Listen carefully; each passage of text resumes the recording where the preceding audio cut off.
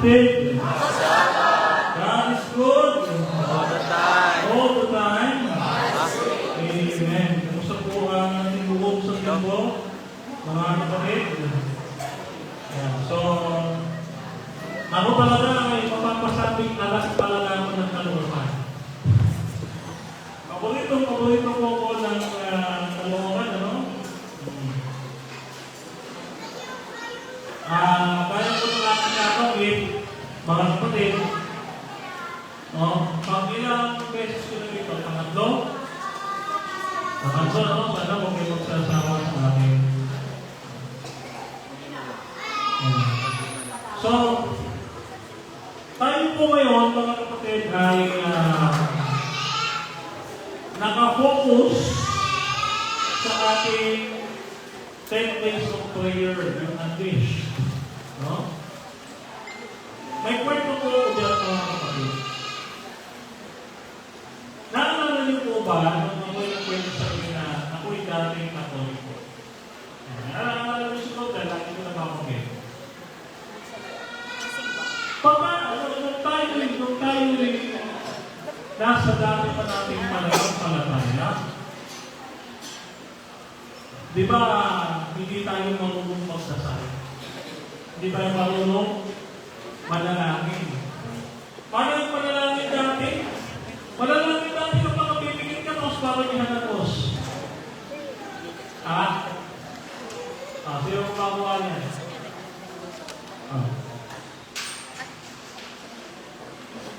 Ang mga kapatid, since tayo po ay nakafocus sa ating church sa 10 days of prayer, meron po akong tanong bilang panimula.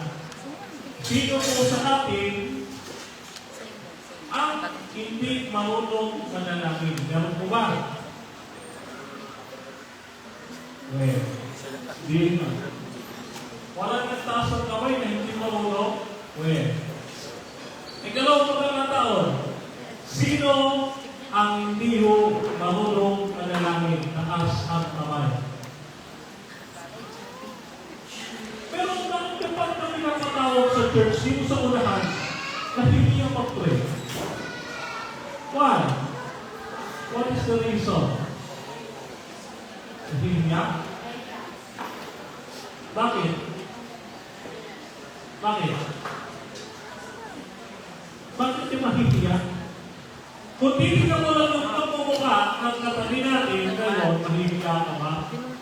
Tignan mo nga kung nakakahiya. Kasama ko yan na buhay yung hindi dapat kasama. So, mga kapatid natin, ang prayer ng mga unang Kristiyano, paano? Natutinahin kami. Pangawit, di ba? Psalms. Na? Mga kapatid. So,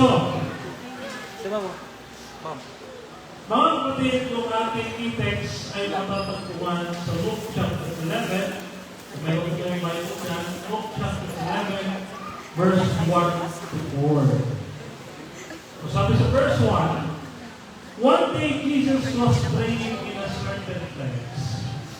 When he finished, one of his disciples said to him, Lord, teach us to pray. Just as John taught his disciples. May tinuro ang Panginoon, ano tayo? Manalangin. Di ba nakita po ninyo na sa ating Sunday school lesson, ipinakikita doon how Apostle Paul thanked God and praised Him for all the blessings that we have in the Church of Colossae. So, makikita natin, hindi lang pag-personal, hindi pa buong iglesia ang panalangin ng Gusto Panginoon.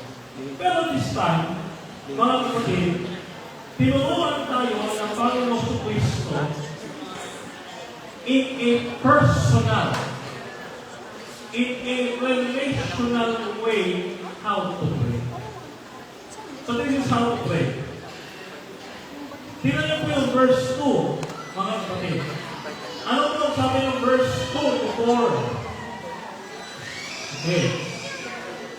So, huwag na natin tayo nyo ha. Okay. Luke chapter 11, verse 2 to 4. Okay. Ganito ho natin papasahin niya. Ang sabi niyan, Ama namin na sumasalangit ka. Okay, nakatatak kailangan kantahin. Ang sabi niyan, Ama namin sumasalangit ka, sambahin nawa ang ngalan mo. Magpasa amin ang kaharian mo. No? Ayan. And gave us each day our daily bread. And forgive us our sins as we forgive everyone who sins against us. And lead us not into temptation. Ano daw ang magpipray mga kapatid? Sabi ng Panginoon, ano daw? Number 1, Ama namin na nasa, akala ko Ama namin na nasa pabiyutan. Hindi pala. Ama namin na nasa, hindi na natin sa pagero. Ha?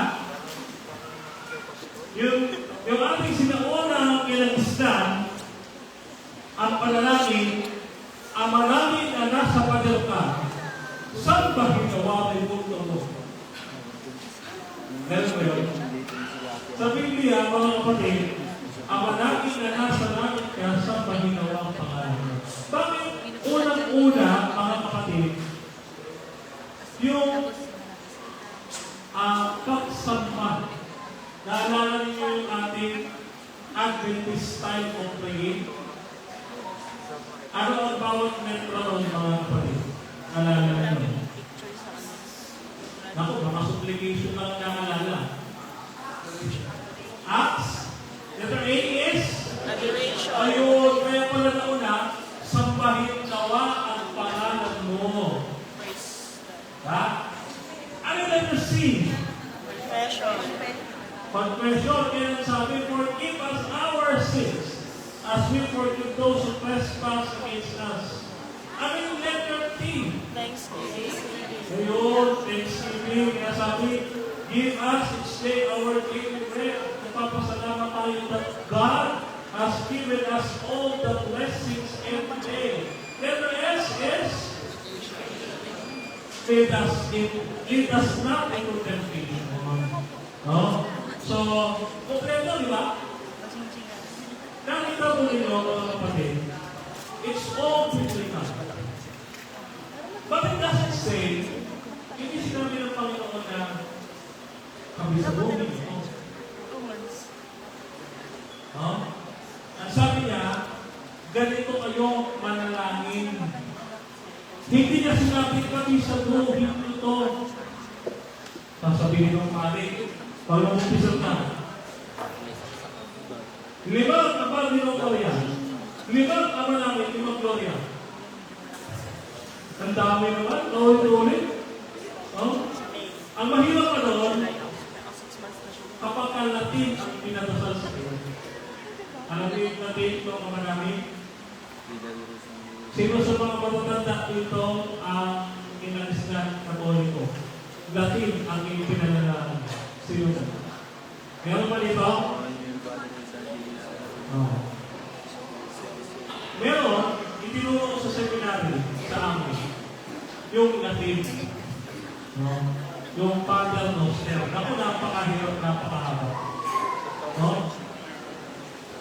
Kapag ang Latin, naku, kapag ang isang mauumpisa, magkakandahirap manalangin. Bakit niya mo? Ang sasabihin ng pari, o sige, di ba ang namin? Paano? Ganyan. Pater Noster, qui essentialis, Sancti Vicencio Noe, Tuum, Advecem Rectum Tuum, Fiat Voluntas Tua, Signum in Celis et in Terra, Panem Nostrum Quotidianum da nobis Divita Nobis Divita Nostra, et Denos Divitimus Divitimus Nostris, et Denos in Bocas et in Canciones et Libertas Amanu. Amen.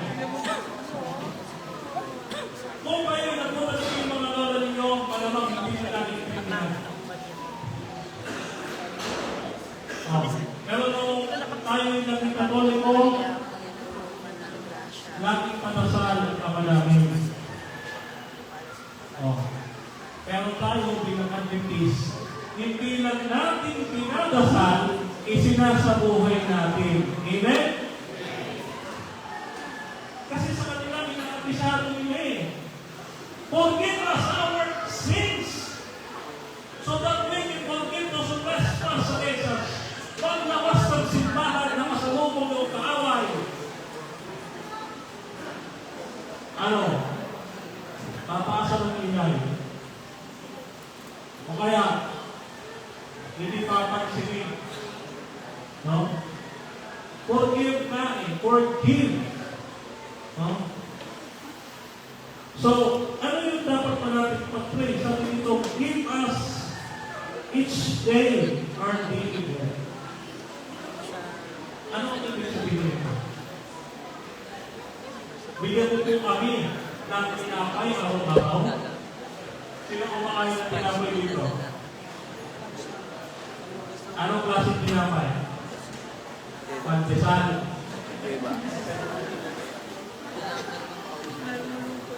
Naalala ko nung umisipin ng lista. Kapag hindi pa nag-focus ng lista, yung ostya, pwede papakin.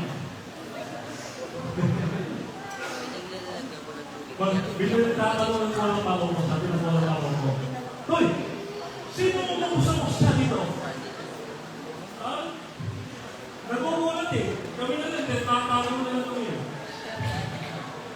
Alam pa nila, hindi mo ito, yung tinapay ko dito, bigyan ko kayo ng idea mga kapatid.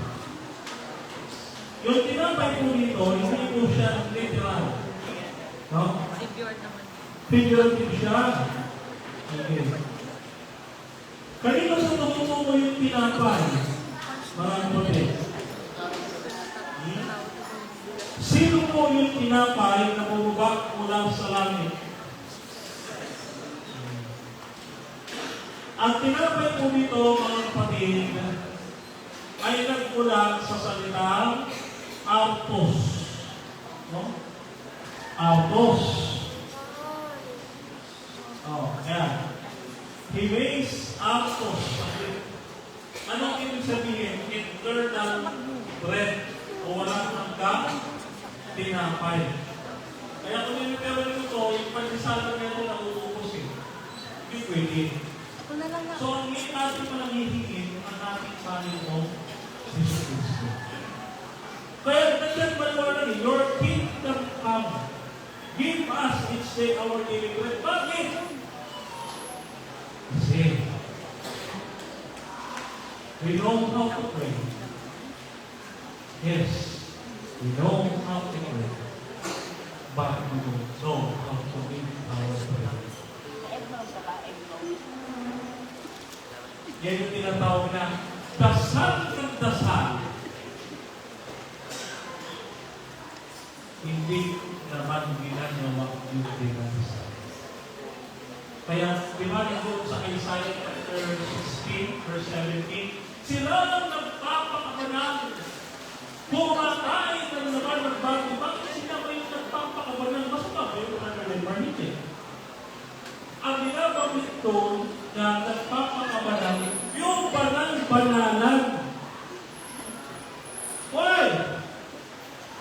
You repent. However, you did it again. Lord, hindi na po ako magsisinungaling. Bakit di agaw, ay nagsinungaling na naman. Kaya mga kapatid, sabi nito, hindi na po ang pang-sumagturo. Your kingdom come as is in heaven, in earth.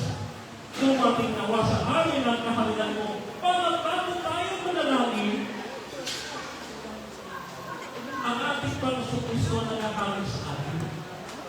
Matanggap muna natin sa ating buhay si Kristo para yung ating pinapanalangin ay ating pagi sa buhay. Kasi kung walang Kristo sa ating buhay, kahit anong panalangin natin, hindi aabot sa Diyos. Kaya minsan may sagot ng Diyos na no. Diba? Ang sagot niya? Ano ang sagot niya? Yes? No? Wait. Pero bakit nagulong siya? Katulad ngayong bagong taon, mga kapatid, ano ang pinag-pray natin? Pinag-pray natin, sana umayak na ako. Okay, hindi yun. Ano pinag-pray natin? Pinag-pray natin, makaroon ako ng iPhone 14 Pro Max.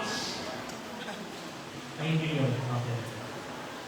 O kaya, ipinanalangin natin na sana magbago ako, magpapakamay ako. Di ba lang ganun? Pagbagong taon, papakabait na ako. Pero may kanta eh. Naalala mo? May kanta. Gusto kong umait. Pero hindi ko magawa. Di ba? Kasi nga, walang Kristo. Kaya sabi dito, your kingdom come, dumating naman sa amin ang kaharian mo, maghari muna sa atin ang Panginoon Kristo bago tayo manalangin. Sabihin, hingin muna natin yung kanyang paghahari sa ating puso para pati sa buhay natin yung ating pinapanalangin. Yes, 10 days of prayer na. Pray ka na pray. Nakikinig ka nga sa speakers.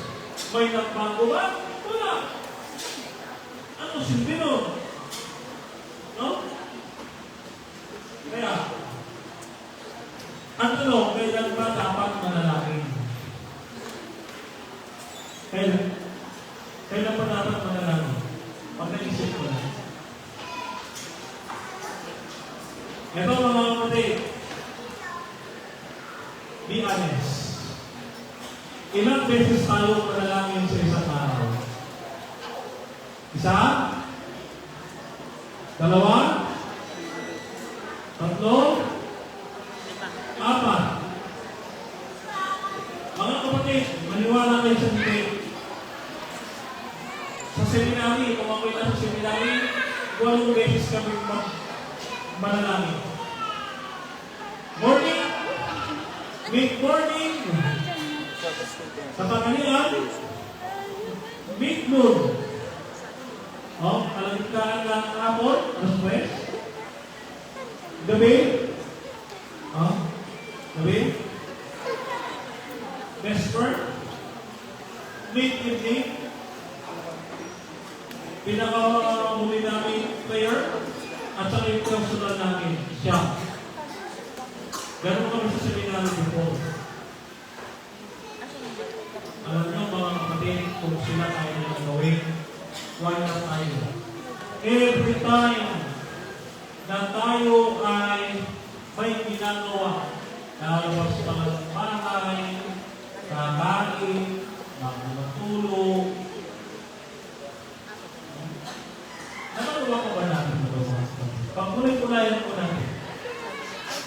Ilang beses o gaano, sabi nga ng kanta, gaano kadalas ang minsan kang kadalas. Kakantay ko pa ba?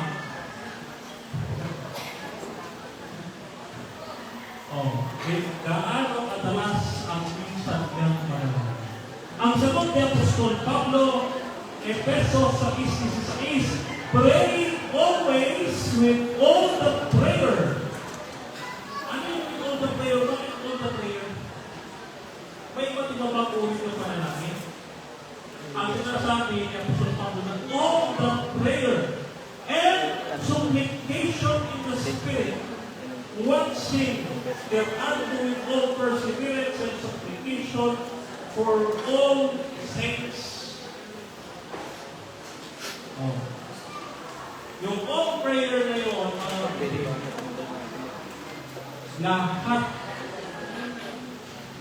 lahat ng uri ng panalangin. Alam niyo mga kapatid, naranasan niyo po ba manalangin kayo ng isang oras? Sino ho sa inyo ang na ng isang oras. Meron po ba? Mga kapatid, gusto kong i-share sa inyo testimony ko. Nung kami ay nasa seminary, ang sabi ng rector, mag-pray lang tayo. Ang mag-ingay na seminarista dito,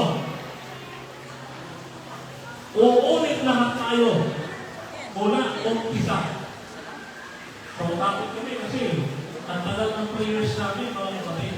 1 hour benediction at nakakarap ka doon sa altar, nakapatay ang ilaw ng chapel. Walang katila, nakapatay lahat. Isang oras na kaluhod.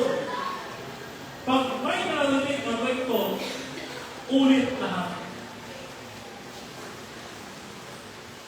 Naranasan mo siya inagawa. Pero ano yung mga kapatid? I am not sharing this kasi nagmamalaki. I am sharing this mga kapatid kasi kaya mo pala. So, ibig sabihin, kaya pala natin na mag-pray for 1 hour. Kaya pala natin lumapit sa Panginoon at sabihin sa Kanya lahat ng ating sabihin sa Kanya. Minsan kasi, when we pray mga kapatid, pagkutang-utang, Lord, gusto ko na niya. Lord, gusto ko na niya. Minsan may nagtanong sa akin, Brother Edmar, what is the key? Ito mga kapatid ha, mahalaga yung ito. What is the key to an answered prayer? Sino sa inyo ang may gusto? Sino sa inyo ang may gusto na masagot ang kanyang panalangin? Sino po, mga kapatid? Ulitin ko itaas ng kamay ng kapatid na gusto masagot ang kanyang panalangin. Diba? Ito. Kung gusto natin masagot ang ating panalangin, ano ang sabi ng ating teachers? Ang manangin na nasa langit ka sa Panginoon sa kanan. Baka sa amin ang kahanan. Ang key mga kapatid, for you to have a successful prayer, ano ang sabi ng talata? No? Ano ang kasunod doon? Mga kapatid. Okay?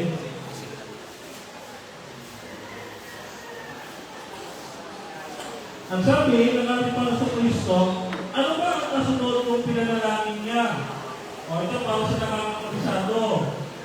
O, ano sabi? Ama namin na nasa langit ka, sa Panginoon ang pangalan mo. Ama sa amin ang kaharian mo. Dito sa lupa na parang lang sa langit.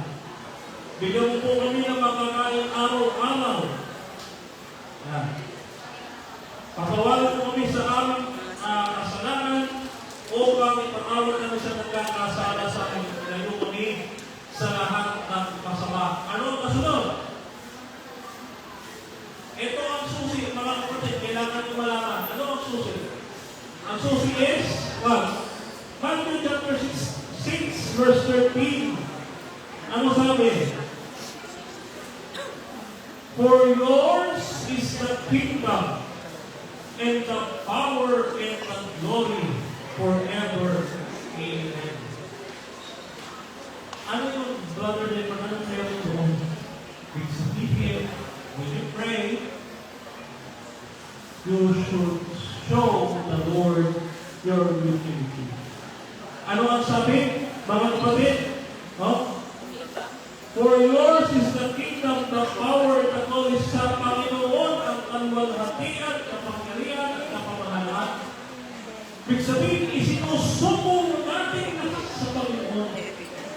Kaya kung nais natin ang patagumpay na pananalangin, sumuko tayo sa Panginoon at magpapagpapag sa Kanya. Manalangin natin, Lord, hindi ko po kayang mag-isa at kailangan kita. Yun ang susi sa matagumpay na mananalangin. Kung magpakita tayo sa Panginoon ng pagpapakumbaba. Sapagkat ang pananalangin, mga kapatid, after all, is not a way to ask, but to seek His will. Hindi tayo doon para humingi, kundi upang lumapit sa Diyos. Hindi lang para humingi, kundi lumapit. Kasi may mga nananalangin na humihingi lang, pero hindi talaga rin malapit sa Diyos. Yung MP, mga kapatid, you can be servants, but you cannot be a follower of Christ. Maraming naglilingkod. Yes. Maraming naglilingkod. Maraming tinawag. Katulad ito, nagkaroon kayo ng eleksyon dito sa phase 2. You may be a servant of God. But the question is, are you a follower of Christ? Pwede mong sabihin, elder ako, ang tanong, sumusunod ka ba kay Kristo? Ano kung elder ka? Ano kung church board member ako? Kung wala si Kristo, wala nang tuluhan yan. Kaya we should be humble our souls. Mga kapatid, that is the key for answered prayer. Ano pa? Basahin ko ninyo, mga kapatid. Ituloy po natin ang basa sa Luke chapter 11, verse 5 to 10. Tuloy po natin ang basa. Sabi dito, mga kapatid, so I say to you, ask, and it will be given to you. Seek, and you will find. Knock, the door, so it should be open to you. For everyone who asks to receive, the one who seeks to find, and the one who knocks, the door will be open. Pag nalalangin tayo, mga kapatid, ano ang sabi ng Panginoon? Ako'y humingi, ako'y humanap, at ginawain ko ako. Pagkulong sa akin. Yung iba kasi, ang ginagawa ng mga kapatid dito, ano ang ginagawa?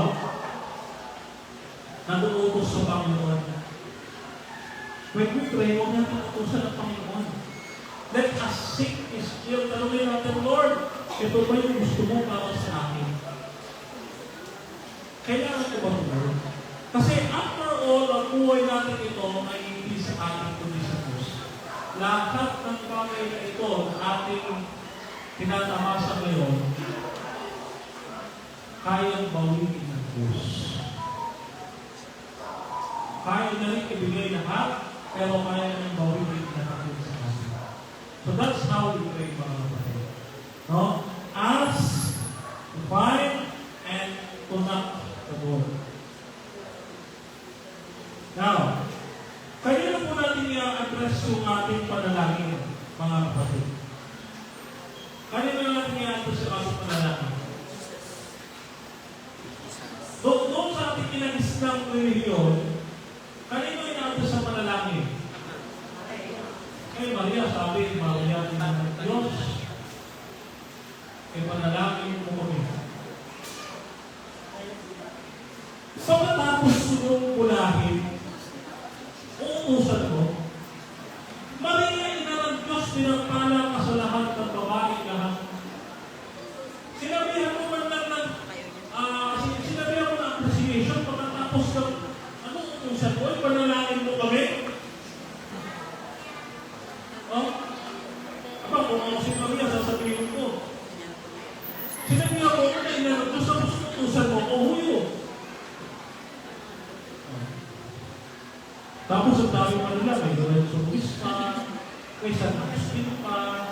may San Juan pa, may San Tomas pa, may San Pedro pa, kung ano-anong mga santos pa.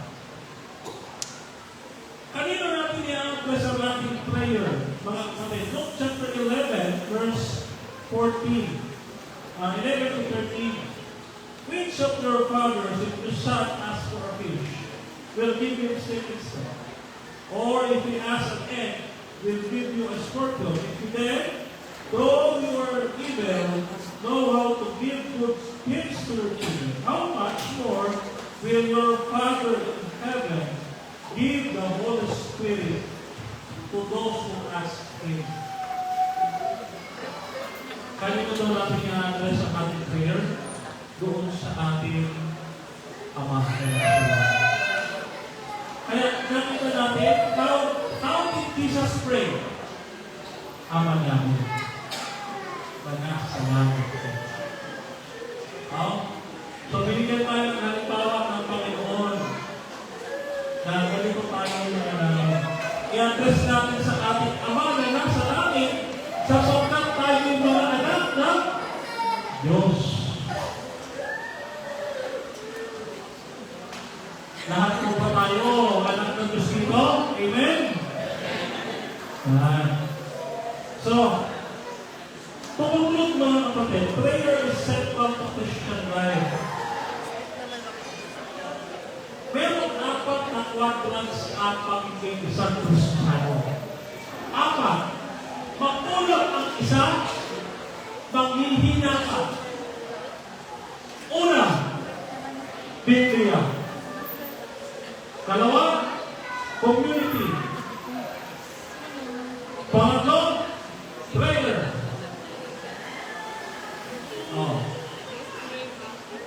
Diba? Nana, Bible, community, prayer. Ano yung pangapat? Pangapat, mga kapatid, bukod sa Biblia, pananalangin at komunidad, ang kailangan pala ng isang Kristiyano, napakahalaga nito. Ano pa yun? Mga kapatid. Kailangan ng isang Kristiyano gawin ay ang paglilingkod sa Diyos.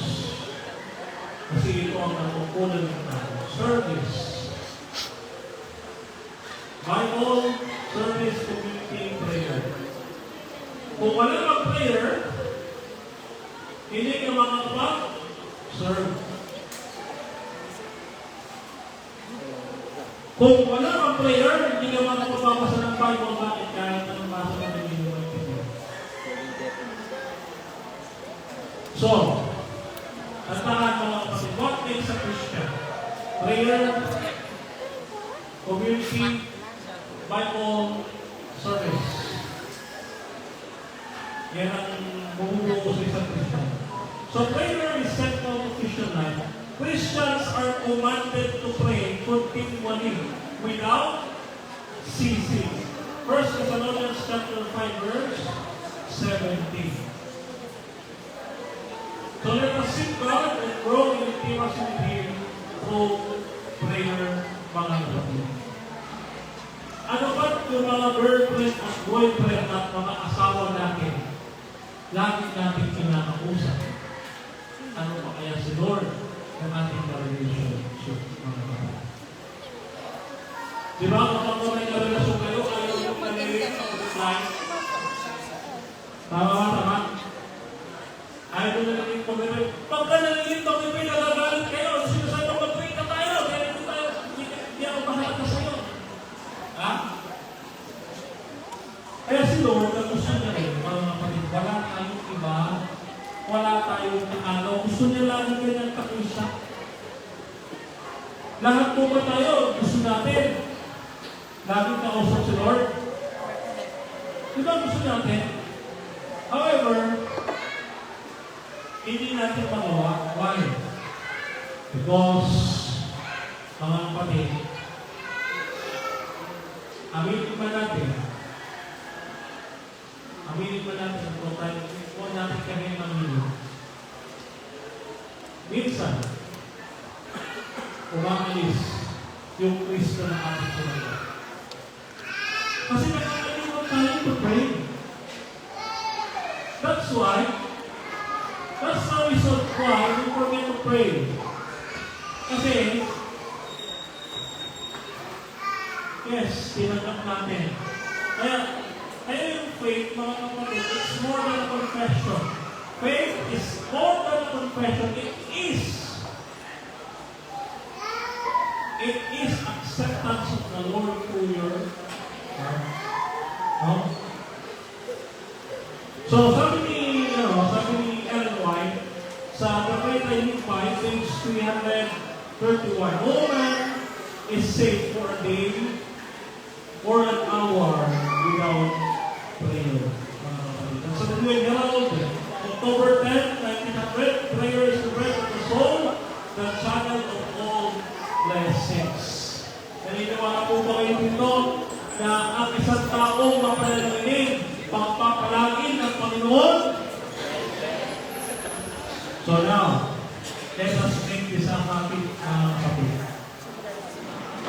Let us pray unceasingly. And how do we pray? Jesus Christ has taught us. Our Father who art in heaven, hallowed be thy name. Thy kingdom come, as it was in thy kingdom come. Your will may be done on earth as it is in heaven. Give us each day our daily bread and forgive us our trespasses, as we forgive those who trespass against us, and lead us not into temptation, but deliver us from evil.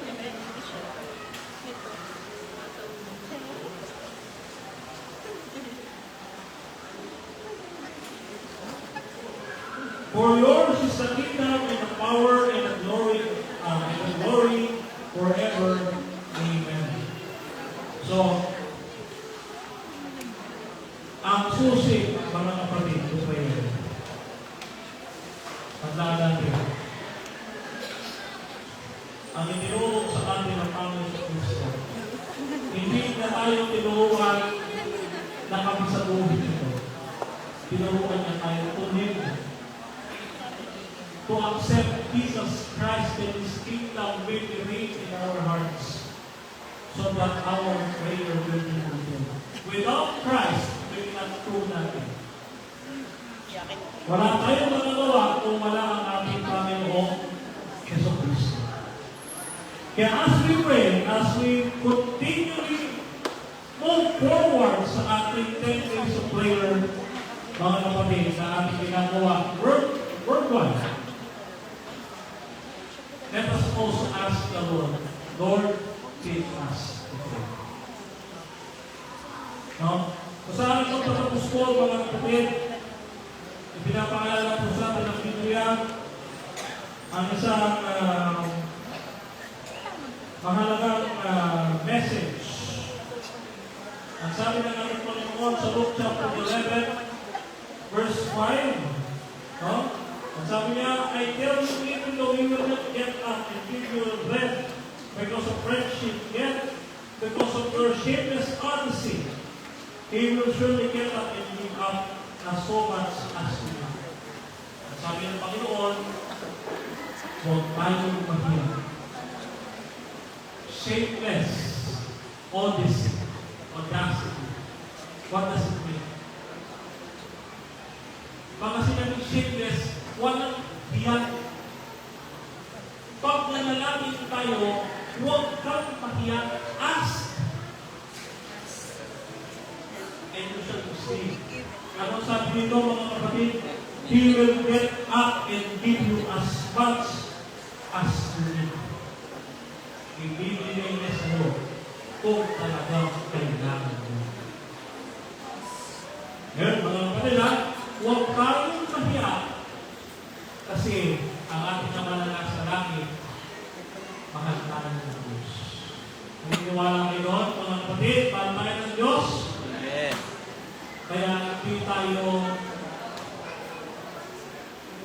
tayo titigisan ng Panginoon. Kapag may hiningi tayo sa Kanya,